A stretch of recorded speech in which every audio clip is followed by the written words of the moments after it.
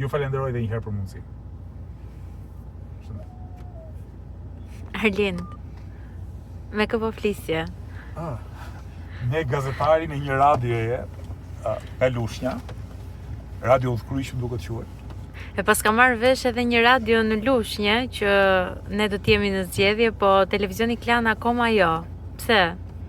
Po sepse radioja nga Lushnja, edhe çdo radio tjetër, po edhe çdo televizion i vogël nuk është i implikuar me oligarkinë ekonomike, me ata 10-15 njerëz që kanë vënë pasuri prallore, duke zhvatur një popull të tërë dhe duke kapur institucionet kryesore të shtetit shqiptar.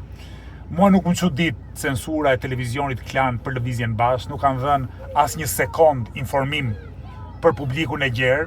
Lere më të kishin ftuar përfaqësues Lëvizjes Bashkë në diskutimet dhe debatet televizive. Kjo tregon shumë për ne. Tregon që Lëvizja Bashkë nuk bën kompromis me të keqen.